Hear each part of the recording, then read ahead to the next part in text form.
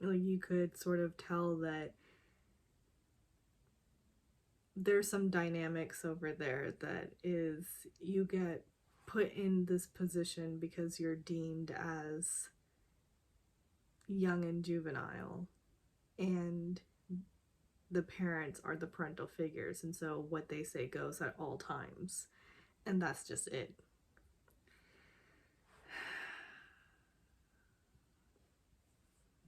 Anyway, moving on. So she then brings up about how she's experienced a lot of loss recently and in the past, and Clayton's response is,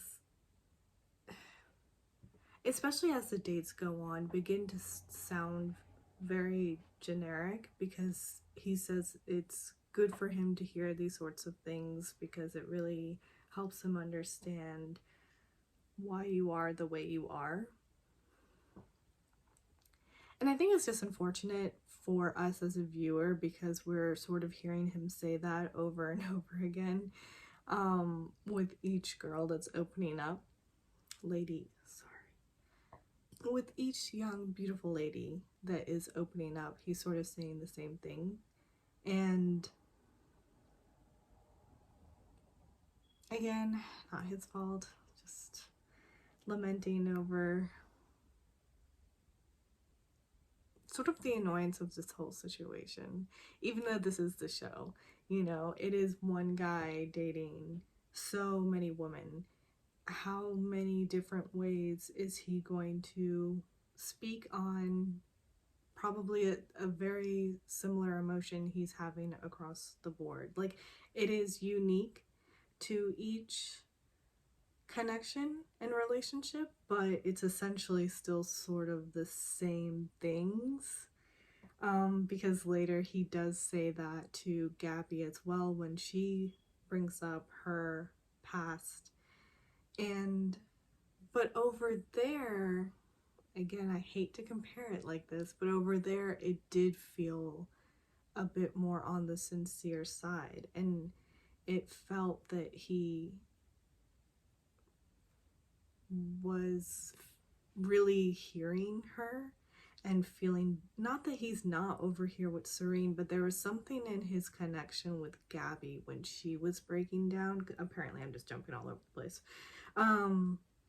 And he did ask her, do you think that in the future there might be an opportunity to reconnect, because she had opened up about how her mother used love and affection as a benchmark in just how Gabby was as a child. And sorry, hard to talk to, because another thing that I can sort of understand very much, and it's hurtful.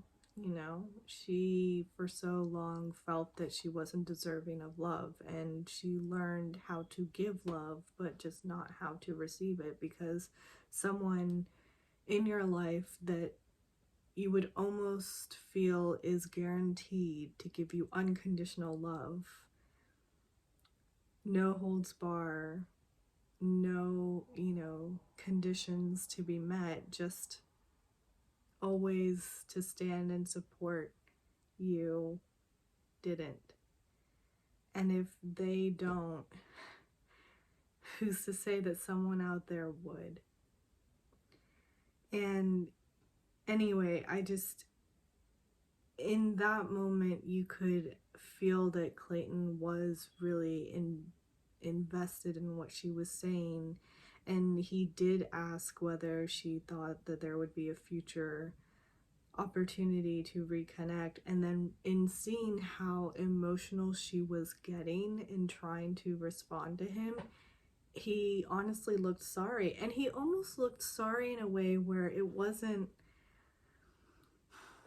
like, I wonder if he wanted to ask that on his own accord, or if he was encouraged to ask her something like that. And so he was saying sorry, almost like, I'm sorry for putting you in this position.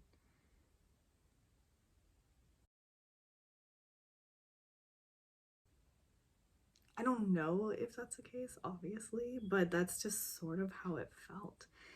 Um,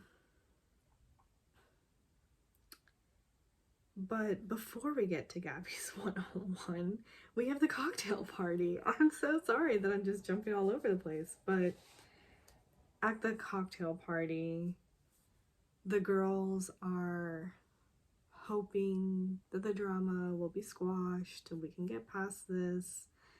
Most of them are like, can we get Shanae out of here? Mara loves to say she's not waifu material. That just is sort of her catchphrase for this episode. Um, oh, here's another moment where I'm just sort of like, okay, Shanae is slightly, well, very problematic, but her dress was also really pretty. Anyway, also, Sierra's dress, love that. Okay, need to stop getting ahead, but I loved her exit. Anyway, some of the girls, sort of one by one, seem to either be addressing Shanae or talking about Shanae, just not saying her name. And they're so, oh, sorry. They're so wrapped up in that they don't even notice Clayton walk up and stand. He's just like, sorry to interrupt. And that's not the first time it's happened, and it wasn't the last time it's happened either, which,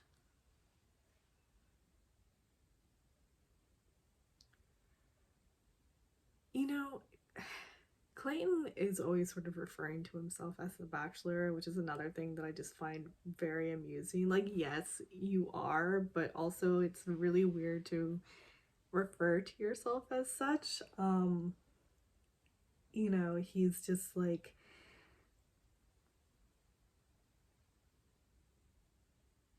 I forget, like, what did he say? How did he say it? But instead of just saying like, I've never been in a position like this where I'm having to balance, so many different types of relationships going on, and I'm hearing these things from all these sorts of sides, instead of just like sort of laying it out like that, he's like, I've never been the Bachelor before, or something like that.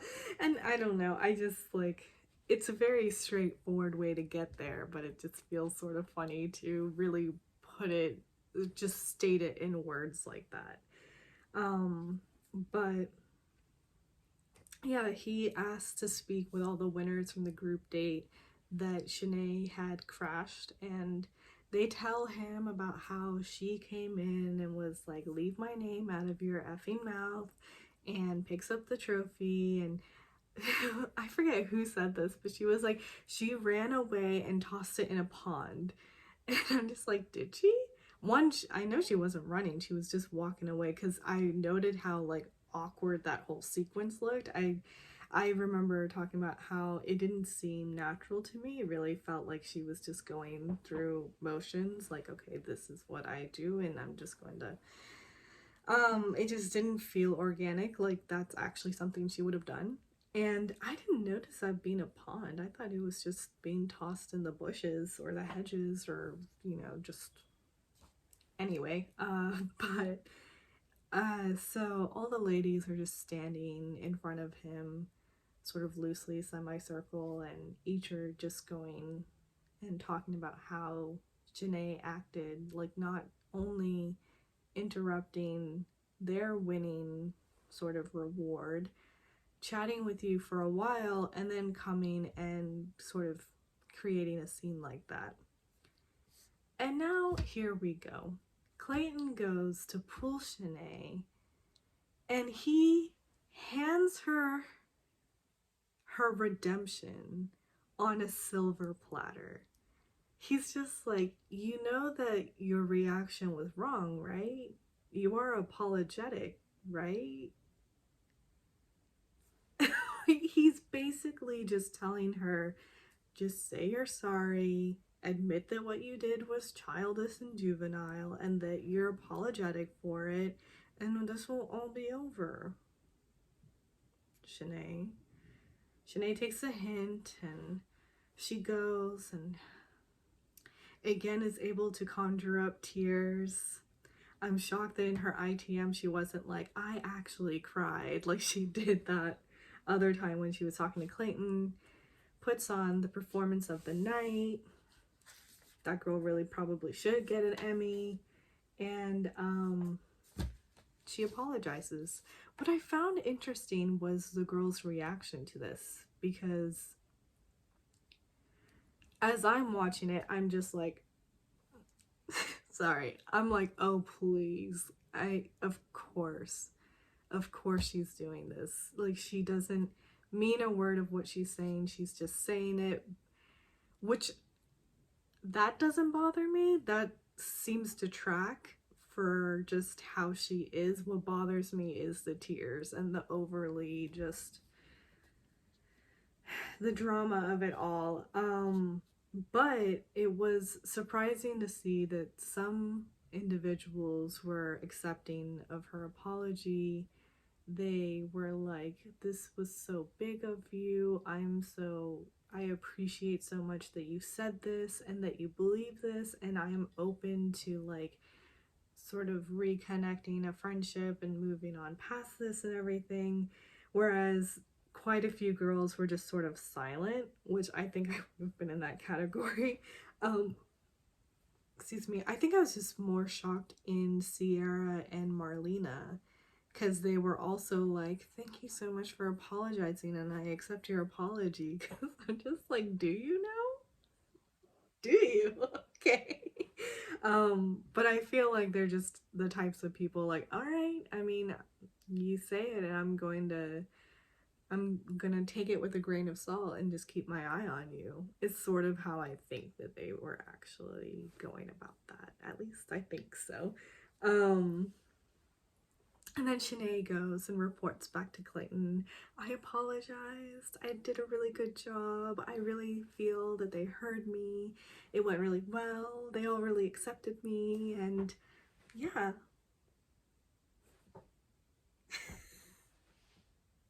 It's how it felt. And he's just like, good for you. Leans in for a kiss, because they have nothing else to say past that. Nothing else to say past that. They don't talk about anything else but all the issues that she is always embroiled in, and then they just kiss.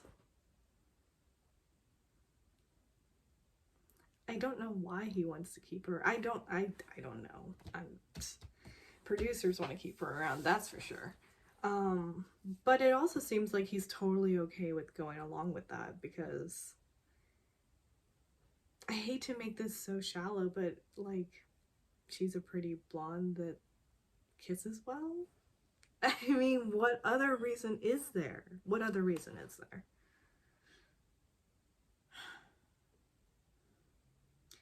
Anyway, the cocktail party is apparently over. Like, that was it. We didn't see any other conversations go on or anything, but I can't imagine that all of this took as long as it did to have eradicated an entire cocktail evening. Anyway, they just go into the rose ceremony. Shanae gets the last rose, of course, and I'm sad to see Sierra go. I just really liked her. But I will say I loved her exit. I loved that she was like, let me just leave on this like sort of friendly note.